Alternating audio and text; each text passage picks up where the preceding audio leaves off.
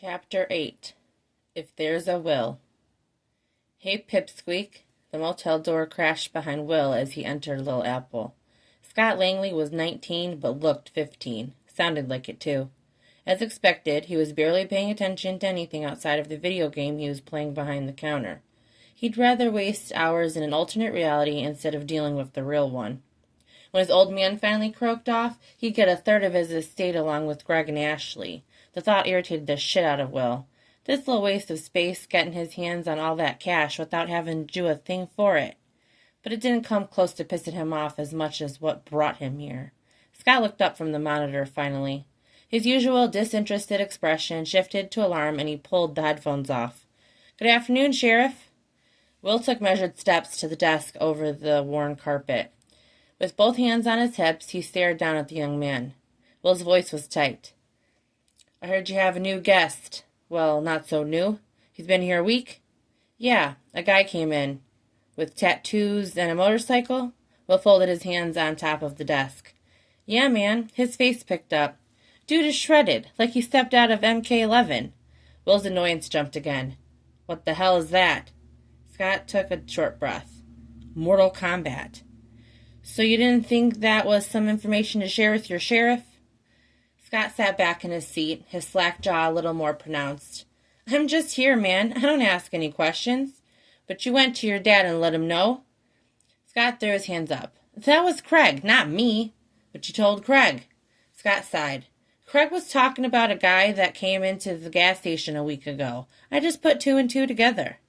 But Craig and Scott in a room, and they might come up with half a goddamn thought. Still, Will spoke. "And it also didn't occur to you that a man like that might be in town to cause trouble?" "Trouble?" Scott winced. "Dude, it's Amber Falls. Most of the time you don't have anything better to do than bust kids for skating on the sidewalk." Will straightened before he grabbed him. "What room is he staying in?" Scott's brow lowered. 4. "Give me the key." "Isn't that breaking and entering?" "If I walk down there and kick in the door, that would be breaking and entering." "If you go in there and fuck with his shit, he's going to think I did it. I don't need those kind of problems." Will peered at Pipsqueak. "You mean you think that cool motorcycle enthusiast would kick your ass? Sounds like trouble." At Scott's deflated expression, he said, "Get the damn key." Will walked down to the room and used the spare key to open the door. He flipped on the light to find a clean room with a made bed. Will searched the bathroom and checked under the bed and all the drawers. The place was clean. His annoyance had risen to the point a headache was pulsing between his eyes. It was possible he was gone. He could have just been passing through and needed somewhere to lay his head before he got the hell on. Will didn't like that feeling that he got around the man, and he never went against his instinct when it came to reading a person. Little Apple was so close to the edge of town, it had never been an area here typically patrolled. Most of the time it was deserted. He took a deep breath, counting down silently from 10. Nothing was out of control. His town was fine. There was nowhere left to search, but he glanced around the room one more time. This time, he spotted something on the nightstand. He walked over to it and picked it up. It was a paper rose. Frowning, Will turned it over in his hand. Then he sniffed it for any marijuana or illegal substance. Nothing. He scoffed, tempted to crush it in his hand, but set it back on the off chance that Guns N' Roses came back. Henry's squad car pulled up as he was leaving the room. "Deputy?" He tipped his hat. Henry lifted his shades at Will as Will walked up to the side of the car. "Bad news, Chief." "What?" "I didn't really know how to come to you with this, but a little while ago I caught Ashley showing the warehouse property to someone." "The warehouse?" "Some guy I've never seen here before. A biker." "You're shitting me." Henry quickly shook his head. "I intervened and told him the property was contaminated and couldn't be sold." Will shook his head, lifting his face toward the sky. "Did you arrest him?" "What the hell could I do that for?" "Where'd he go?" "I didn't follow him. He left the scene when Ashley started arguing with me." Will pressed his fingers against the bridge of his nose. "This guy's been out here for a week under my nose, and now he's looking at property? What the hell else?" Noah's mouth was like a brand. His tongue had learned every inch of her mouth, but his hands never strayed too far from her neck and her hip. This was enough. Lindy felt like putty in his hands and knew nothing about the rest of the world until the hard stop of the Ferris wheel. Almost immediately, the metal door cried as the operator yanked it open. Lindy pulled away from Noah, pulling in her lower lip to taste him again. Despite his firm grip, she slipped off his waist to grab her bear off the seat. "That was nice, thank you," she said as they headed back to the lot towards his bike. Her lips were swollen from his mouth, and each time she stepped, she felt an ache between her thighs. All she had to do was say one word and he would satisfy it. She knew he would. Yeah, it was nice. Amber Falls felt different when they returned. Noah brought her to the motel, parked his bike in the same spot, and walked her to her car. Lindy held tightly to the bear. "Thank you so much for this." "It's a pretty sweet bear." She laughed. "I meant for the trip. For everything." She took out her key and put it into the car door. "Yeah, any time." "What's the name of your MC?" she asked after starting the car. Noah leaned down to her eye level. "Death Skulls." Lindy nodded, keeping her smile charmed. "Death Skulls MC. Got it." Noah grinned in a way that made her wish she was a different kind of girl, the kind that could go to his room and let his lips explore past her mouth. The thought made her almost bite the inside of her cheek. But she wasn't that type of girl. She was a woman, a mother, and she needed to get home to her baby. "Will I see you tomorrow for breakfast, Nomad?" "I wouldn't be caught anywhere else." He winked and stood, letting her go. "Evening, love." Ashley briskly walked in the door of their home, not long after she was taking off her shoes. Will was officially off duty, in street clothes. He sat in the living room watching a football game. He kept the volume low. "You're home later than usual," he said quietly. "I was having dinner with Daddy. You know you're always welcome to come. It'd be nice to have another man there to keep Craig from eating all. You showed the warehouse property to someone today?" Ashley sighed and Will sipped from his beer bottle. "I guess Henry spoke to you." "Yes, I showed the warehouse property. A client made an appointment and I showed it. That's how realty works." "I know how realty works, Ash." Will took another sip. "I also know that your dad owns most of the property here. It just seems like if a client requested to look at the most expensive piece of land in town, you would have mentioned it to me, since I'm the sheriff and we live together." "It was last minute. He literally called this morning when I opened, and nothing happened after Henry showed up and busted everything." "What was his name, the client?" Ashley wore an expression similar to her gamer geek little brother, as if she didn't know what the big deal was. "Thank God he was around to run the town." "Noah Callis." "Big motorcycle, tattoos?" Will added flatly. "Yes, and I assume a big wallet, too," she laughed. "Everything's not about money, Ashley." Her laughter died. "If he contacts you again, if anyone new contacts you about any property, let me know. And do not go to any more appointments with strangers." Ashley's expression constricted. "That's not fair, Will." He almost wanted to close his eyes. "Langley Realty is mine. Daddy gave it to me to run because he trusts me. Why can't you?" "God, Ashley, this isn't about not trusting you. I'm trying to keep you safe. Something is going on, and I need time to figure it out." "I'm a businesswoman, Will. I have to move around and meet people. We all can't be diner waitresses with neat little shifts getting paid by the hour." The beer had been taking the edge off his headache, but now it was back. "Why do you have to bring her up?" "I was just speaking in general." The fuck she was. Will kept his voice calm and his eyes closed. "I never said you had to quit working. I just said if anyone new comes around to let me know." "You know I told my niece the baby was going to be there, and then I had to have the party without him. I'm going out of my way to make this blended thing work, and no one wants to meet me halfway." The way the woman could hop, skip, and jump through an argument to make it all about her was fascinating. She should teach a class. Will pulled his phone out of his pocket and answered the phantom call. "Yeah," he said to no one. "Again?" Then he stood. "I'll be right there." "What is it?" Ashley asked. "An issue down at the station. Saturday night." He shrugged and left the house. It was later in the evening when Lindy arrived home with Max. Just inside the house, she flicked on her hall light after setting the car seat down. "Where've you been?" Will's voice came out of nowhere on the porch behind her. Lindy quickly tried to shut the screen door, but Will easily stopped her, holding it back before she could latch it. "I asked a question, Lindy." "I was at Peggy's."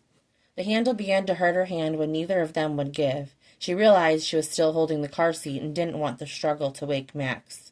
Will pulled the screen door open. "Peggy's." He glanced over her clothes. "She gave you a little makeover?" Lindy quickly walked into the living room with her baby, flipping on the light. "I need to put Max to bed. I have an early morning tomorrow." Will made no move to look at his son. He seemed to be avidly avoiding him. Lindy was trying to keep her cool, but he put her on edge by startling her on the front porch. Why was he out there just waiting for her? "Go on and put him to bed, then," he said, heading down towards the kitchen. Lindy swore in her head. After putting Max in her bedroom, she watched him for a minute, smoothing a hand over his hair. Then she took a deep breath and went to find Will in her kitchen. "You gonna do something with this wallpaper?" he asked. "It's been up since the place was built."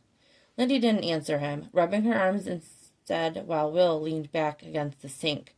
Just a year ago, she would have said he was the lover of her life, the only man she'd ever been able to rely on. Now, all she wanted was for him to say whatever he had to say, belittle her, and get out so she could go to bed. "Can I get a drink?" he asked.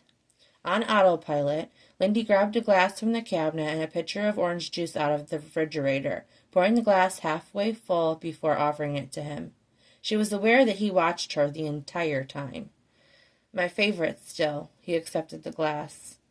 Yes, it was. She used to freshly squeeze it for him every day. He drank it all in one gulp and toasted her after. "Still great." Lindy glanced at the door, listening out for Max. Will placed the glass in the sink before turning back to face her. In the kitchen light, she could see the green in his eyes that Max carried a hint of in his.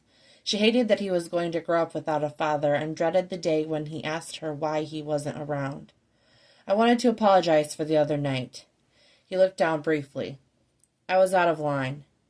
"Okay." Her voice was a reflex, like her responses to asshole customers at the diner. But he seemed to accept it, his face relaxing a bit before he reached in his back pocket to pull out an envelope. "I also wanted to give you this." His arm outstretched in the space between them. "It's for the kid." Was it actually, or did he feel guilty for tossing her around and then grabbing her boob like a creep? He was wrong for how he treated her, and he was still wrong for how he was treating Max. When she didn't reach for it right away, he shook it. "Come on, Lindy." She didn't want anything from him. Even though Max was half his responsibility, it felt wrong to accept it, like she was forgiving him. "You just like making everything hard." Not looking at him, Lindy snatched the envelope out of his hands. She didn't mean to snatch it, she just wanted him to go. "It's $200, he said quietly, which broke down to $100 a month since he'd been born. But it was cash from the great Will Durand, and she was supposed to fall over with gratitude. Lindy held the money, and the crackle of the paper overwhelmed the room. "I'll be sure to get Max what he needs out of this." "Good." For once there was no malice in his face when he looked at her. "I hope that we can move on to a new place from here on out." "Okay." Lindy was just trying to go with the flow, no matter how strange it was. She walked him to the door, but right before she closed the screen behind her, he looked back at her. "Everything between us wasn't all bad." Lindy's mouth went very dry. "No," she admitted. "It wasn't." He tipped his invisible hat and walked off the porch. Noah and the moon were the only things up in town well after midnight. Walking Lindy to her car instead of through his room's front door still weighed on him. He wanted her. Bad. Anyway, he could have her. And now he knew she wanted him back. So now it was just a matter of the time and the place. The chances of him getting a good night's sleep were nil, so he decided to sneak across town and take a better look inside the warehouse.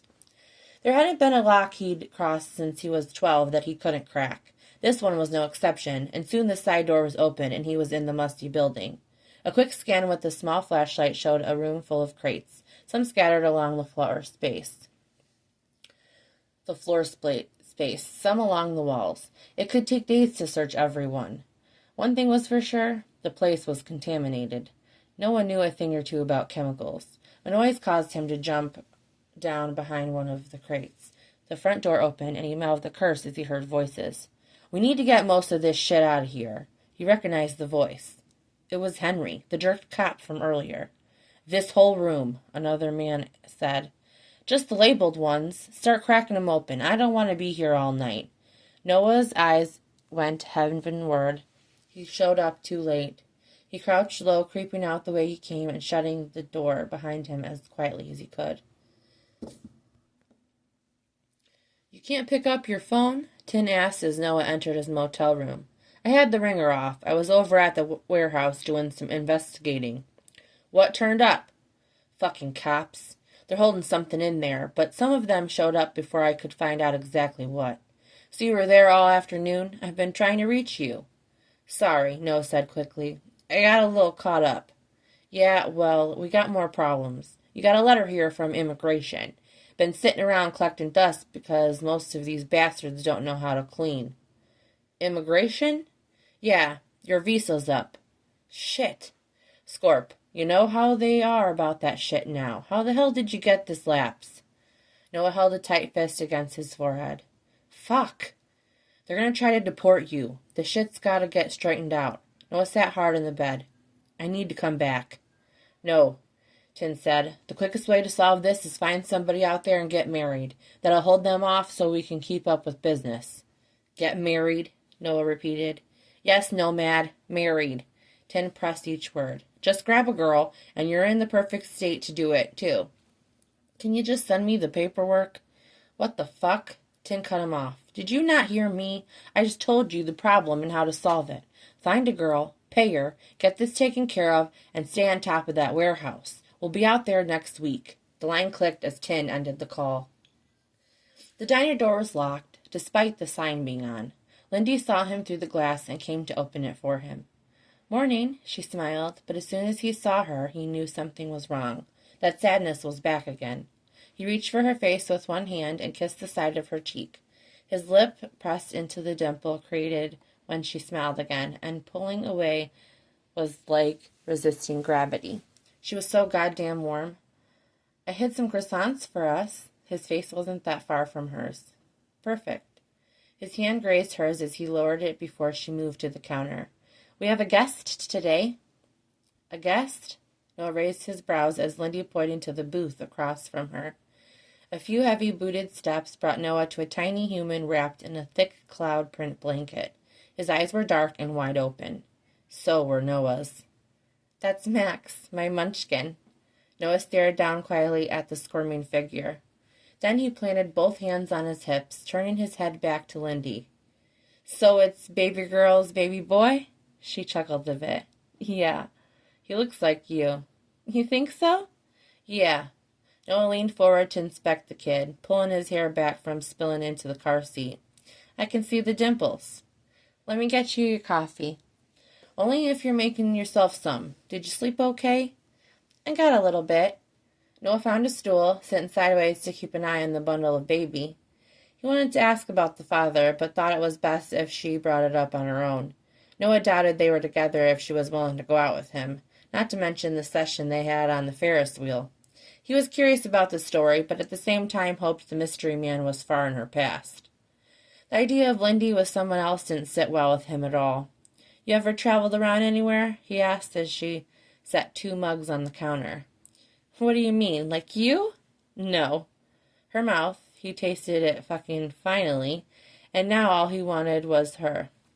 Was more. The desire was so strong, his fantasies were beginning to haunt him. "Where have you been?" He needed to redirect his brain to something G-rated. "Amber Falls," she shrugged. "I went to the city to have Max because he was born prematurely." "Really?" "Yeah, 2 months." She quickly grabbed his sugar. "He's a fighter, though." Noah nodded, watching her eyes brighten as she looked across at her baby. "My sitter's out of town, and she's coming to pick him up at 10, so he's working the shift with me." "He looks ready to rumble." Lindy chuckled. "He just ate." "Do you like your croissants warm?" she asked. "Yeah." Lindy returned with 4 croissants with a side of fruit and leftover ham, setting them on the counter. She wanted to mix up their routine a little bit. "You want to get married?" Lindy's eyes jerked up from the plate. Noah's face was straight. To me, he finished.